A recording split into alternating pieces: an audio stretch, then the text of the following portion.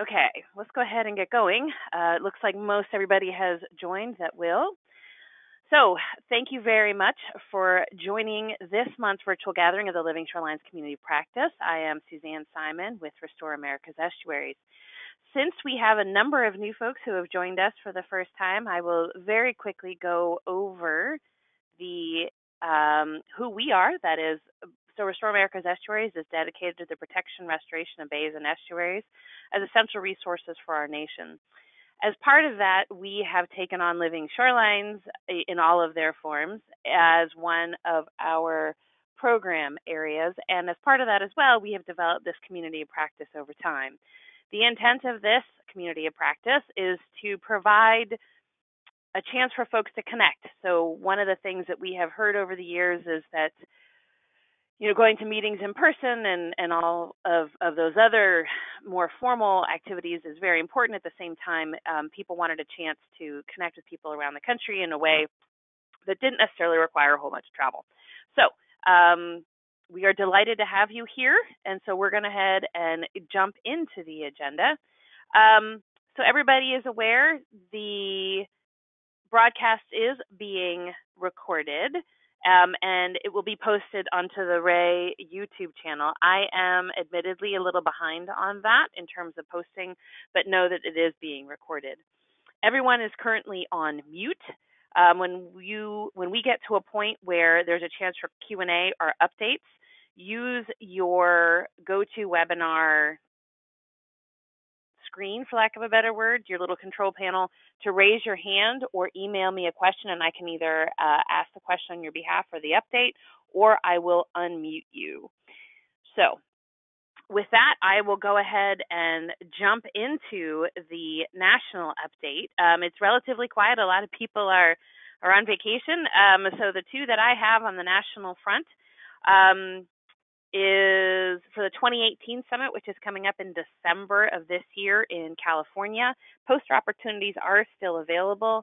As I mentioned last month, we will have a very robust Living Shorelines presence. We're going to, I think, have at least 50 talks on Living Shorelines in various forms. And we also will have a robust poster session that will include Living Shorelines. And then looking forward to next year, I've been keeping folks in the loop. We are planning on having another National Living Shorelines workshop in the fall of 2019. I'm still working out contracting issues with some of the venues, but hope to have an announcement here within the next, let's say, month or two. So if you have questions on that front, please let me know. So with that, I am going to turn to the regional updates and ask if they're, let's start in the Pacific Northwest. And if anybody has, I see some folks from the Pacific Northwest currently on. If you have any updates, raise your hand virtually.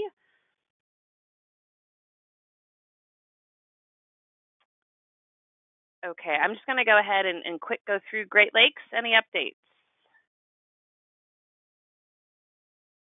Northeast, Mid-Atlantic, okay, Southeast, Gulf. Okay, so everybody is just kind of chilling out and in summer mode, which is totally fine. So, here we go. Katie Denman, I'm going to unmute you. Katie, go ahead. Hi, this is Katie with the Coalition to Restore Coastal Louisiana. Hi, Katie. Hi, how are you? Good, go ahead. All right, so just a few quick updates. As some of you may know, we do have a half mile of living shoreline in our Biloxi Marsh, and that is with our recycled oyster shell from our New Orleans restaurants. We are currently working on 2 new reefs. We'll have one in the Barataria Bay and one at a cultural heritage site. We also are doing some new restaurant recruitment. So we are looking to bolster up our number of restaurants in the New Orleans area. Fantastic. How many are you up to now? How many are you up to now, So Katie? right now we have 17, but we are hoping to get over 20 this season. That's great. Congratulations. Yeah. Way to go. Thank you. Thanks. All righty. Thanks for the updates. All right. And then we have Eric Roberts, who has an update. If I can find you again. There we go. Eric, go ahead. Hey, can you hear me? Yep, we can hear you. Go for it. Hi, great. My name is Eric Roberts. I'm with the Nature Conservancy in Boston, Massachusetts, and not sure if past calls anybody has given an update on some of the work we're doing here, but we have a NOAA Regional Coastal Resilience Grant that we are putting in several living shoreline pilot projects throughout the region, from Maine down to Connecticut. And then we'll be developing some standardized monitoring metrics to evaluate how well they actually perform in the conditions here in New England. So we're kind of in the early stages. We've got a pretty solid draft set of metrics, working on the protocols for how the data will be collected, and hopefully here starting in the fall we'll be actually putting some of the pilot projects into the ground. That's great. Congratulations. Is ice part of the consideration? I know that's been a big issue. Yeah, it's certainly one of the factors here in New England that makes living shorelines more difficult. So ice is a metric that we'll be looking at and trying to determine how is it impacting the various sites. Interesting. Great. All right. Thank you. Good luck with that, and keep us in the loop, because I'm sure a lot of people will be interested in that. Will do. Thanks. All right. Any other hang on, we have a question coming in. Okay, Pensacola Perdido Bay Area Resource Council recently had a Living Shoreline Symposium, which was very well attended, and that was from Rick. Thank you for that update. Excuse me. So if anybody has any questions about that, I can put you in contact with Rick. All right, any other updates? All right. So, seeing none, I am going to introduce our focus topic with Q&A. So, Fara Ilami is a coordinator of the Coastal Wildlife Conservation Initiative at the Florida Fish and Wildlife Conservation Commission. Her work focuses on wildlife and habitat needs, as well as socioeconomic issues pertaining to Florida's coastal areas. She's recently been addressing the issue of shoreline stabilization by leading the statewide effort to train marine contractors in living shorelines, and leading a study comparing the ecological benefits of 4 shoreline stabilization methods used in response to sea level rise. And that is one of the many things she's doing. And she will be talking about the training course that the state of Florida is developing for its marine contractors. Now, as a point of note, in the state of Florida, and I would welcome, this is my understanding, I would absolutely welcome other thoughts. The marine contractors, you can have a voluntary specialty license. So it is not a licensed profession like engineers or lawyers or something like that. However, people are starting to really see this, as I understand it, as a badge of certification, if you will, which is one of the key points in developing some of this training course. So with that, Fara, are you ready? I am. All right, I'm going to go ahead and give you the screen. Okay. All right, looking good. All right, there we go. Can you all see my screen? Yes, it looks great. All right, excellent. All right, well, thank you so much, Suzanne, for that introduction and for allowing me the opportunity to speak about our training course today. I really appreciate the opportunity. So the first thing I'm going to do is just kind of go through a little bit of our outline, the need for the project, our partners that are working on it with us, goals and objectives, our progress that we've made so far, our course outline, delivery materials and methods, and our future plans. And then I will welcome questions and feedback from anyone in the audience. So without further ado, I'll get into the need for the project. So as you all on this call are probably very well aware, the need for living shorelines is increasing as we have increasing storms, sea level rise, and erosion. So I won't go into a lot of detail about that. You're already aware of that. Failing seawalls, that's a big issue throughout Florida. A lot of property owners are requesting living shorelines now that they're becoming more well known. We have people contacting both FWC staff and partners wanting someone to install a living shoreline for them. And at this point, we don't have a lot of places to direct them. So that's part of the need for the project. And there is a lack of contractors with living shorelines experience. A survey of Florida Marine Contractors Association in November of 2017 revealed very few contractors with living shorelines expertise, but a willingness to learn. So 77% were unaware or only somewhat familiar with cost benefits of living shorelines. 53% were not comfortable or only somewhat comfortable with site assessment. 82% were unaware or only somewhat familiar with permitting and regulatory process. And 82% were unaware or only somewhat familiar with acquiring materials. So there's a lot of need out there among the marine contractors.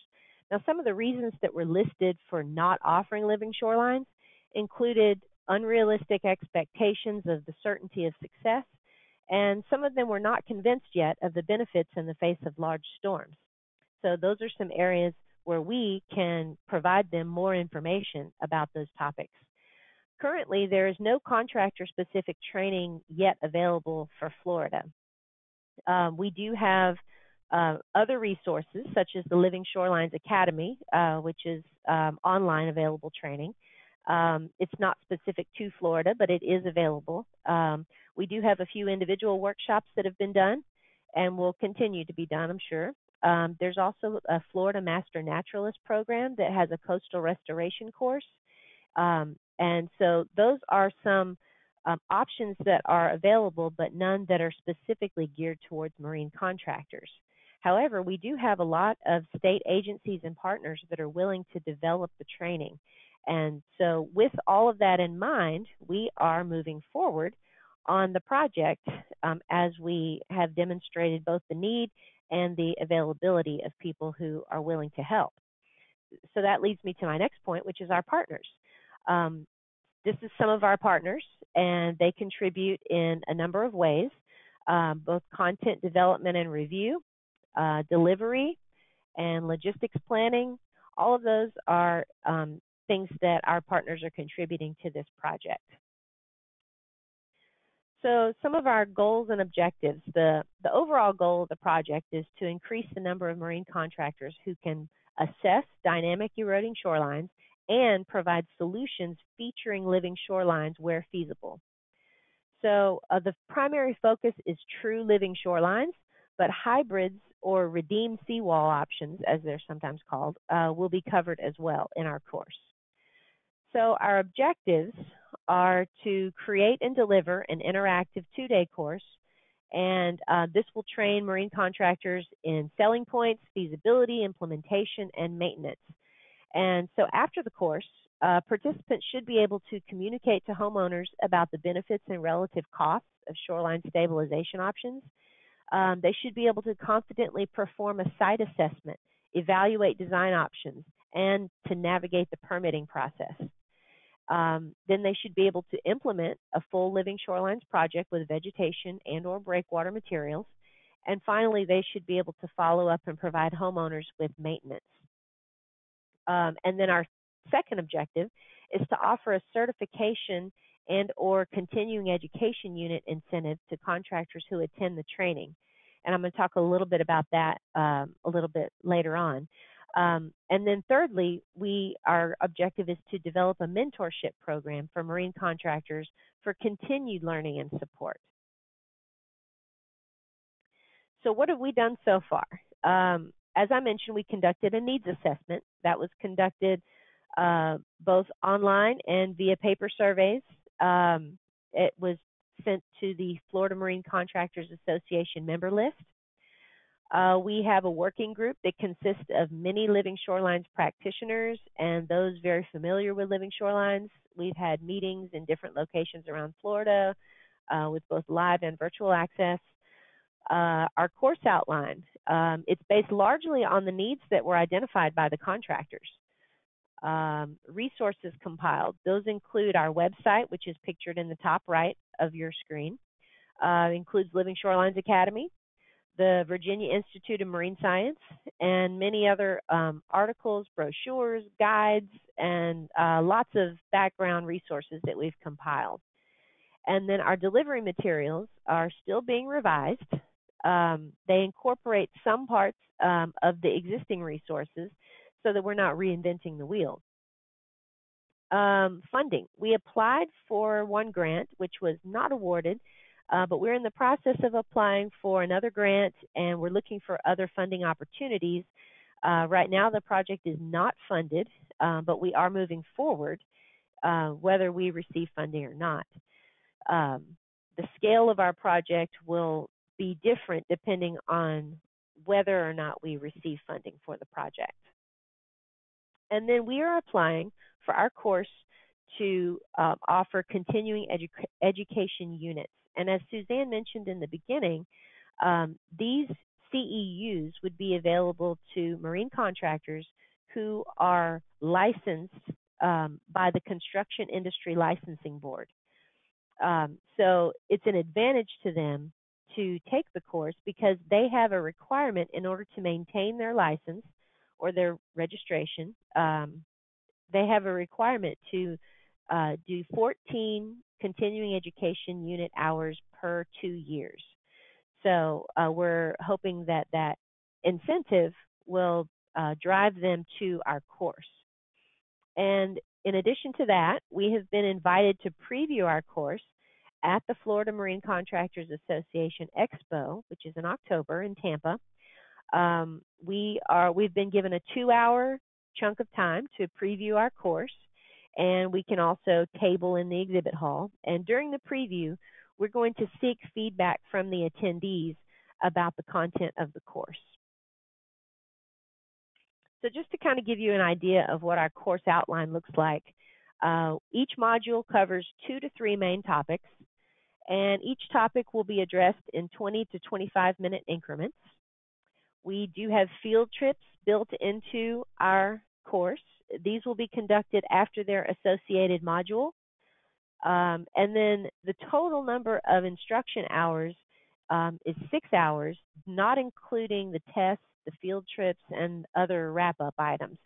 So it's basically a 12-hour course, 6 of which are required instruction, and then 6 of which would be the field trips and other follow-up options. So as you can see, we have lots of topics built into each module. And my next slide just kind of shows you what delivery materials and methods we plan to use for those different topics.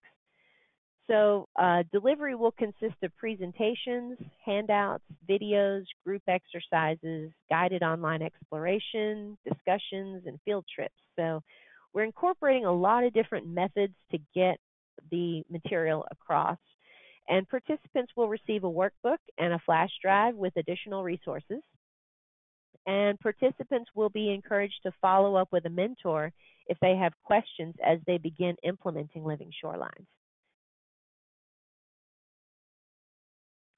So the next 2 slides that I have just give you some samples of our course materials. And this is just to let you see some of the diagrams and different resources that we've pulled into our course. This is by no means a comprehensive list. It's just a sample. In the top left corner, we have a cost versus energy graph for different methods of shoreline stabilization to be used in the design options presentation. So this graph presents the different methods and where they fall on the cost versus energy spectrum. In the top right, we have a diagram of one type of hybrid solution.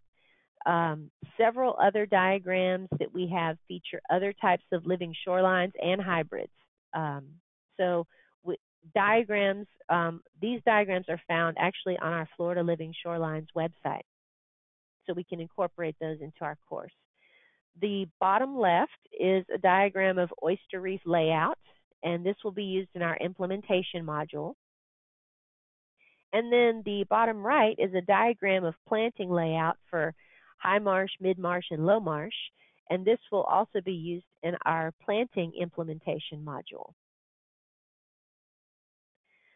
These next samples, in the top left is a document that was produced by the University of Florida, and this is a summary of permitting options or permitting requirements, regulatory considerations in permitting small-scale living shorelines in Florida.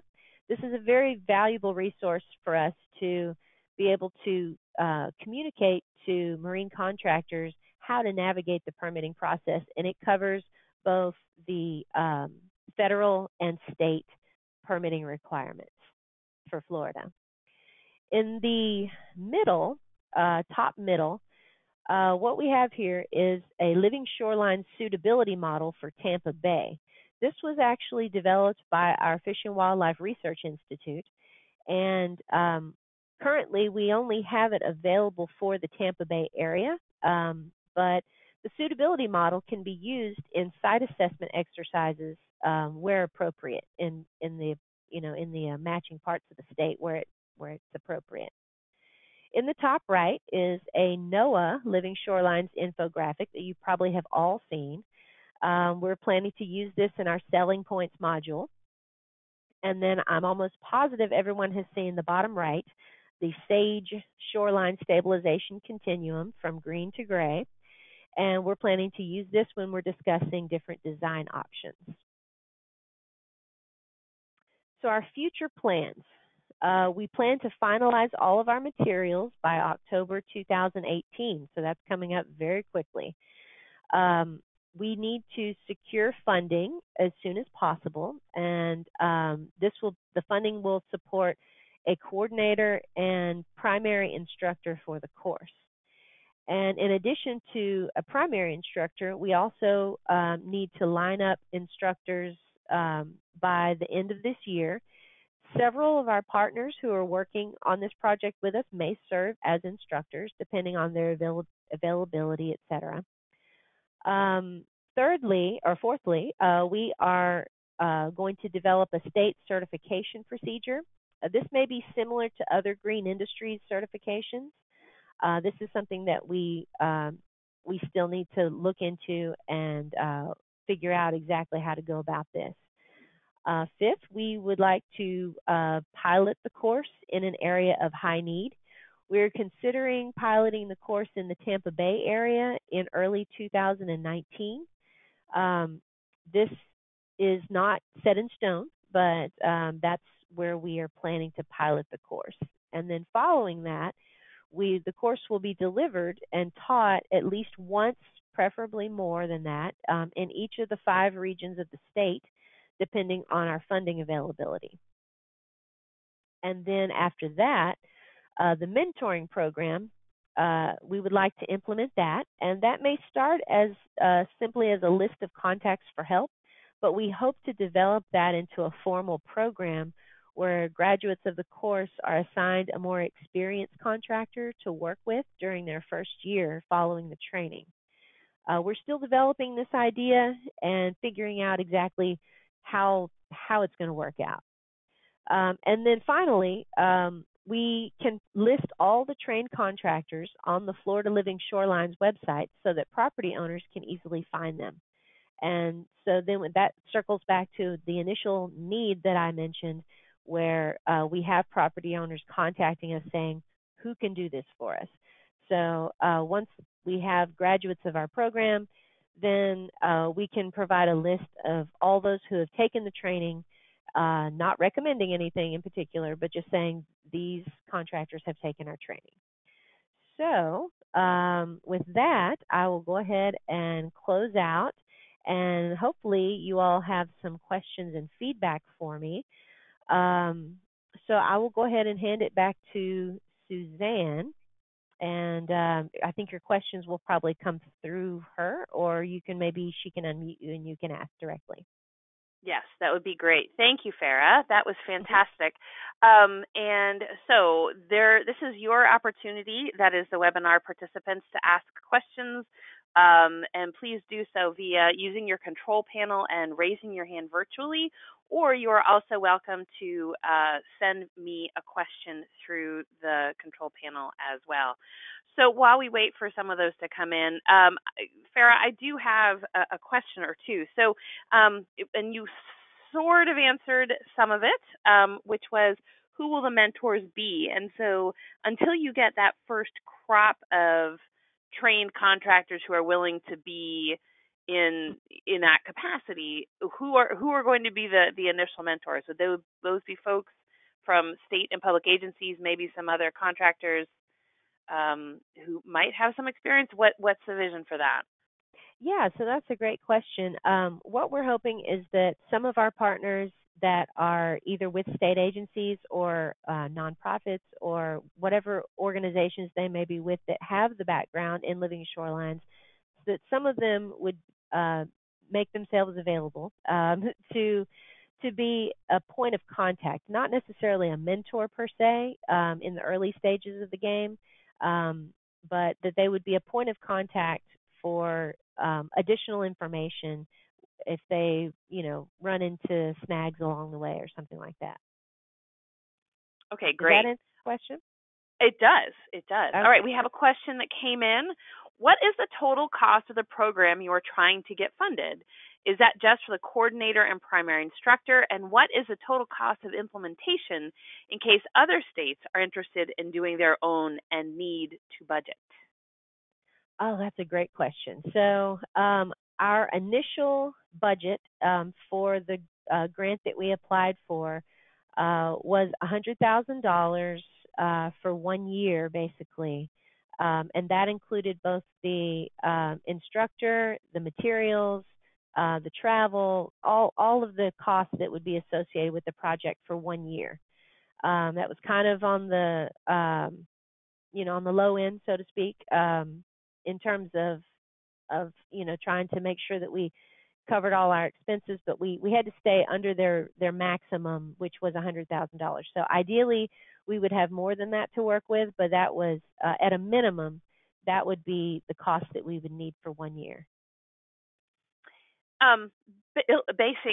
Building on that question. So Florida's a really big state, though, right? So right. Do you think a smaller state that would have a smaller shoreline would have a lower expense, or is this just, in your opinion, just kind of the initial lift to get all of the information, finalized and up and do some of the trainings? Or, I'm curious as to your thoughts on that. Well, certainly smaller states that have less distance to have to travel, their travel budget will be lower. And then, of course, some of their other expenses may be lower as well. But I would think that startup costs would be somewhere similar in that ballpark. Mm-hmm. That makes sense to me, because that initial lift is, if you're developing state-specific materials, mm-hmm. that initial lift is going to be similar, although not identical, to something like the state of Florida.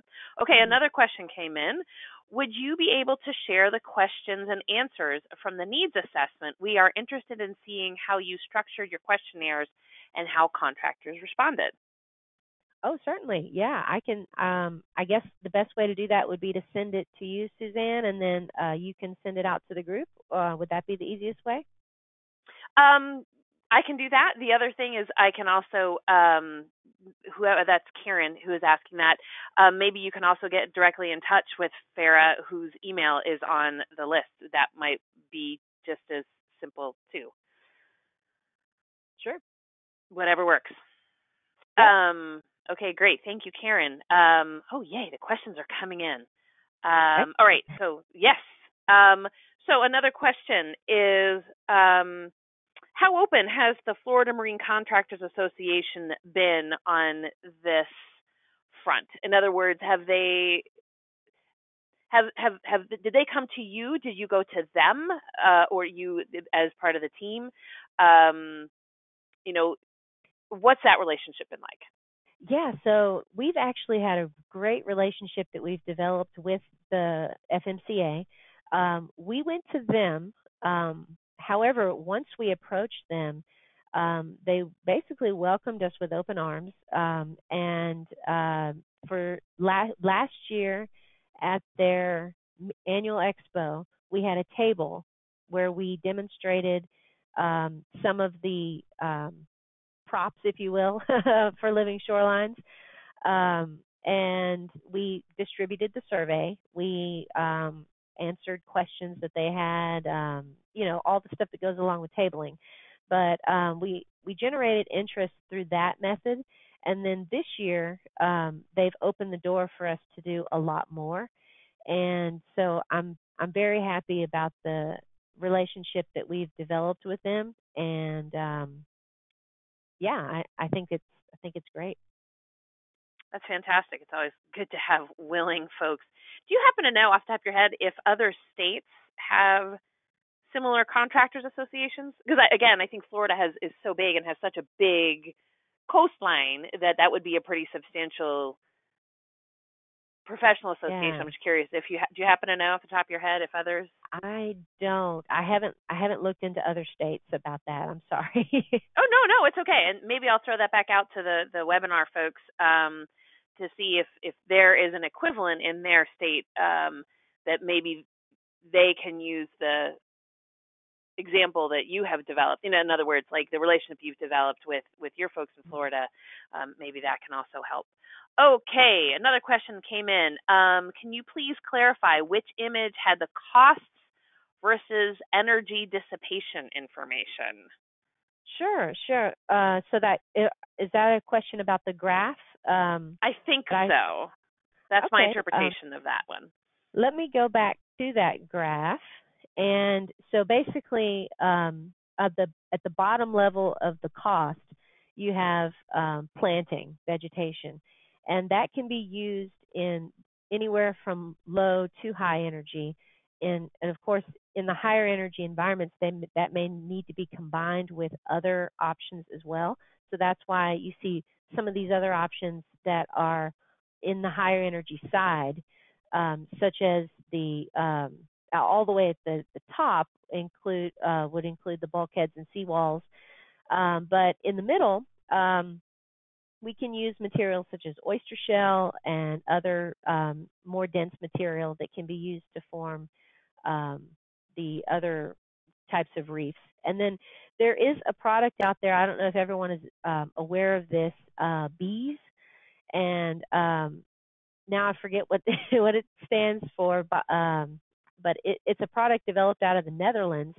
It's developed from potato waste from potato chip manufacturing companies, and that is another example of a type of product that can be used in low energy to mid energy type of environments. So that just is kind of an explanation of what that graph is showing. We are still working on some of our materials, so we may adjust it somewhat, but that's just an example that we may use to show to contractors what are some options that are available that may fit their cost needs in the energy environment that they are working in. Okie dokie. Great. Thank you. Now, there's another follow-up to that. Does the cost line on the graph also include operations and maintenance? In other words, over the lifetime of the product and to replace the product after it has met its life expectancy? That's a good question. I did not create the graph, but I believe that it does include maintenance costs. Okay. All right, another question. And the next question is a three-parter, so I'm going to ask you one at a time. Is there a maximum class size for ease of logistics or other reasons? We have not specifically set a maximum class size yet, but what we're looking at is approximately the 25 student range per class. um, that's what we're considering right now. But that, I mean, it's not a hard cutoff, is what I'm trying to say. Yeah, well, I imagine too that as this evolves, you'll evolve with it, in terms Right. of your training capacities. Okay, part 2 is, will the students have to pay a course fee to offset expenses?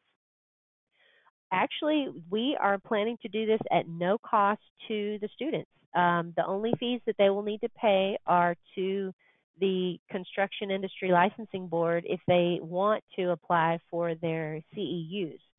So that's an optional cost that will be that they would need to pay. But we are not planning to charge a fee for the course, and that's one of the reasons why we need some funding for this project.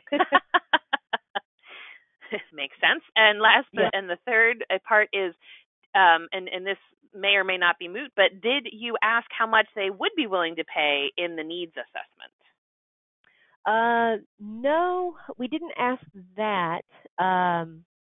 We did ask a question about whether they would be more willing to take the course if CEUs were offered. So there was a question about something similar to that, but not exactly that. Okay.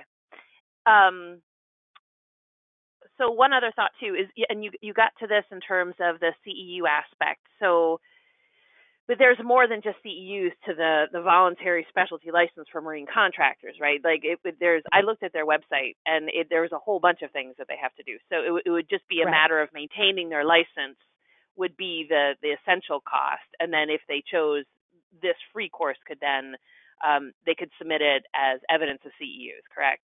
Yes, that's correct. Okay, here we go. Another question. What resources will you use to teach the monitoring and maintenance element of the training? And are there specific metrics the state requires to be monitored to identify maintenance or adaptive management needs?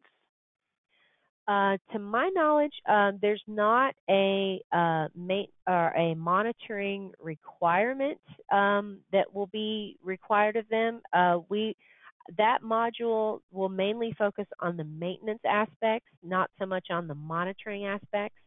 And so what we're planning to use in terms of methods is handouts with something that they can give to their property owner clients to direct them in terms of what are some things that they can do. And then we're also going to have a separate section for monitor or maintenance as a business opportunity. So how can they perform certain tasks in maintenance and actually use that to create more business? So that's kind of where we're going with the whole monitoring and maintenance aspect. Okay, great. All right. And this next question I love, so thank you, Teresa, for this one. In Washington, being Washington State, we've discussed having to pay folks to come to a training like this to offset their time lost in the field working. Did this ever come up in Florida, or does the certification CEU incentivize them enough? That's a great question. We tossed that idea around. I did ask. I asked a few others if this is something that we could consider. Of course, that would substantially increase the budget requirement that would be part of the project. So we did consider it. It's not something that right now that we're planning to move forward on because of the incentive for the educational units. However, if we did not have the educational units as an incentive, that may be something that we would consider more heavily. Right, and I think this gets to the comment that I had at the beginning, which is the marine contract. It's a voluntary specialty license, Right. And at the same time, I think I get the sense, and I would love to hear from other folks in Florida.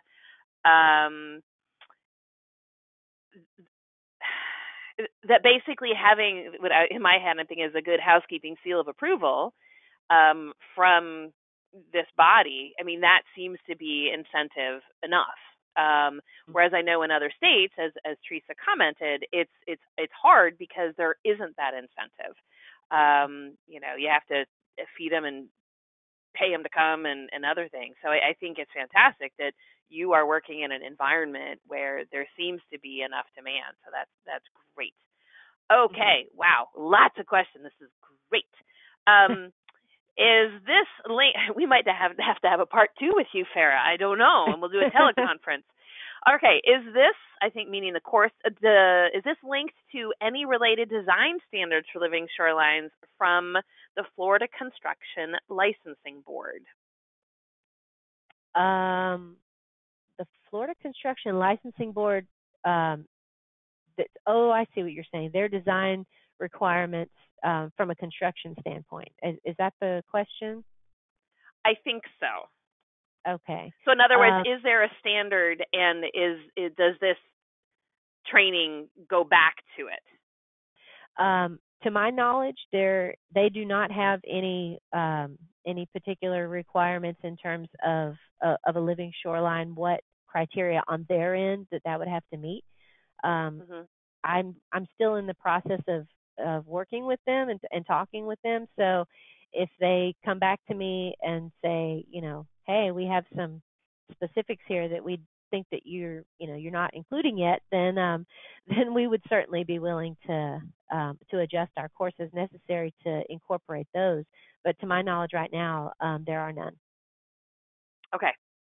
The one thing I will throw in there is I think, and other people might be more up on the details of this, I think the Corps is putting together some recommended standards, so that might play a role at some point.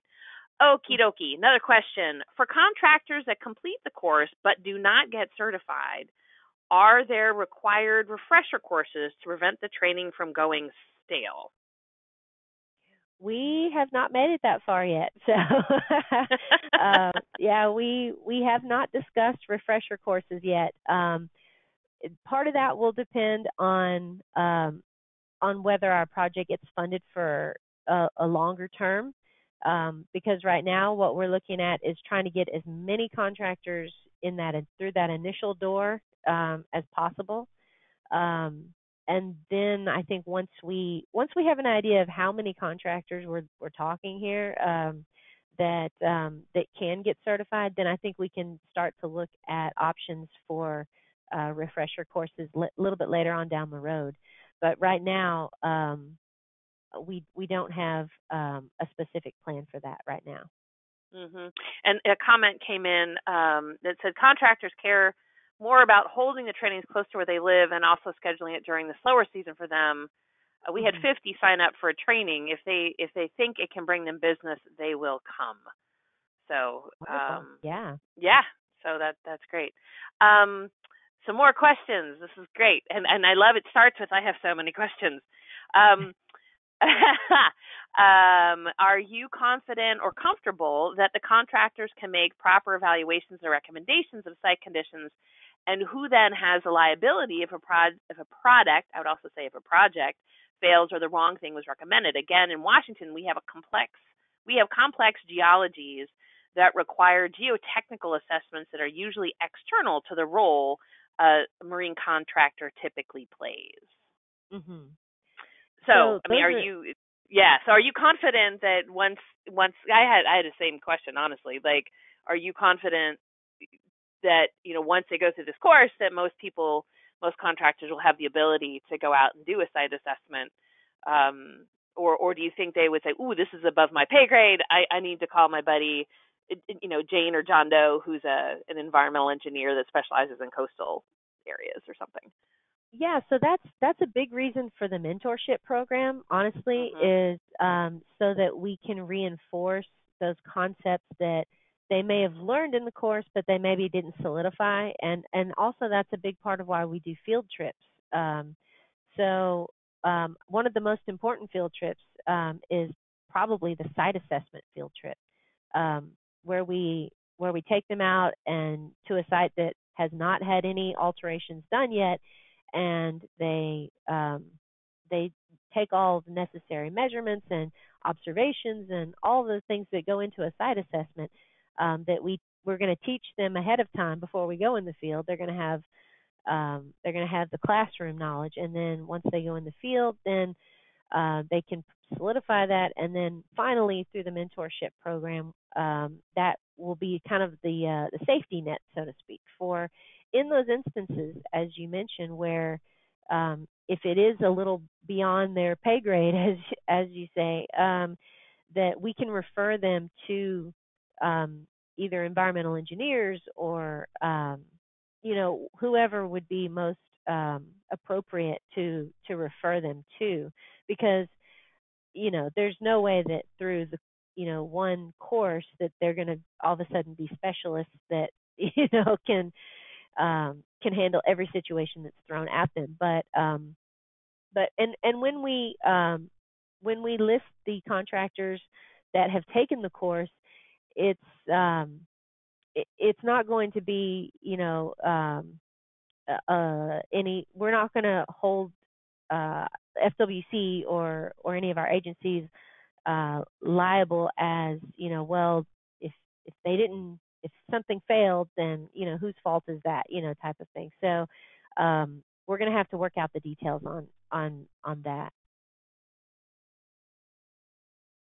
Okay. So another part of the evaluation, and I don't know, I don't think you mentioned this necessarily, but to what degree do desktop analyses go into this? Like even before you send them out into the field, I know, I jokingly say I'm a recovering consultant, doing terrestrial stuff during part of my career in Florida, ironically enough, and so we would spend some time in at our computers and looking at what the land use was around it and what the regulations were and what the zoning was, and looking at that, even using Google Earth. I mean, simple things like that.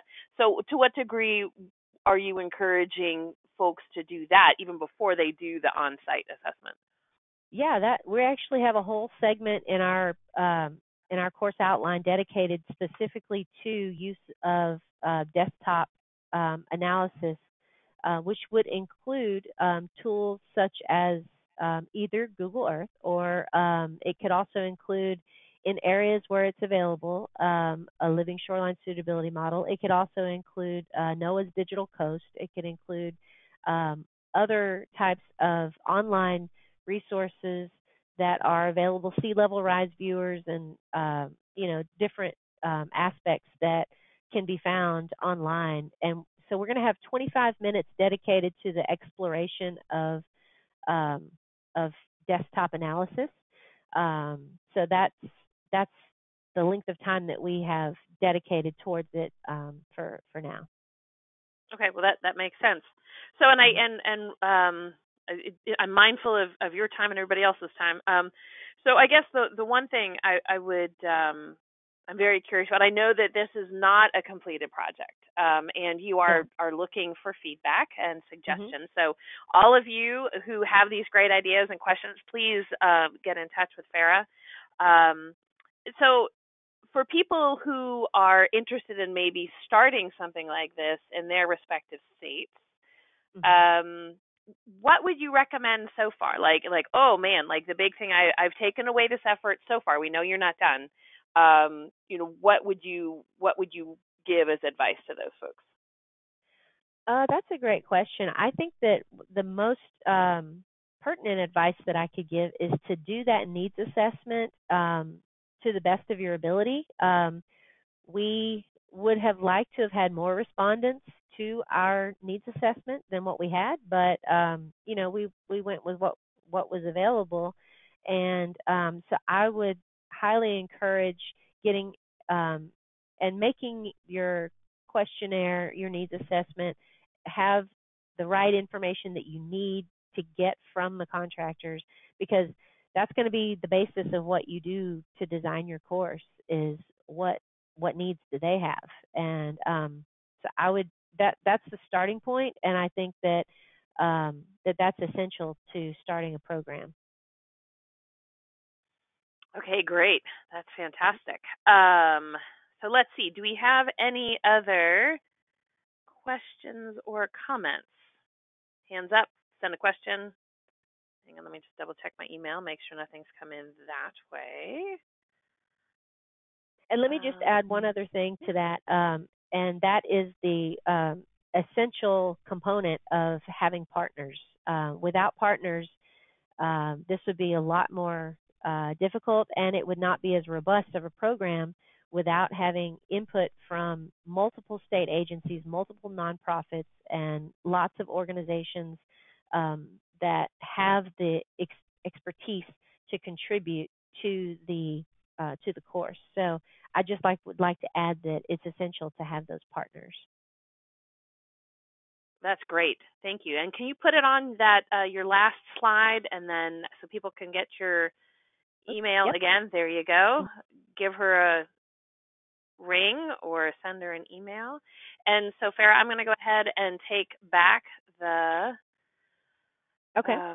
my screen. All righty. So with that, Fara, thank you so much. That was really interesting, and we are all cheering for you and the rest of the crew. And so by all means, please provide updates. I know you've typically been on these calls and webinars in the past, but I think now that a lot of folks know about it, they will be very interested to hear how things go, particularly with the preview or beta in October. So the other thing I would like to just point out that these webinars and teleconferences are absolutely available for all of you. They are for you and by you, the participants, and this is a great opportunity to highlight your work and to try to get feedback. So shoot me, Suzanne Simon, an email. And with that, I will again, Fara, thank you so much, and thank you to all of the participants. Have a great day, everybody, and feel free to email us if you have questions. I will be sending information out about the next Living Shorelines Community Practice, which will be in September. So on that note, thanks, and have a great day. Thank you very much, Suzanne. Take care. All right. Bye-bye.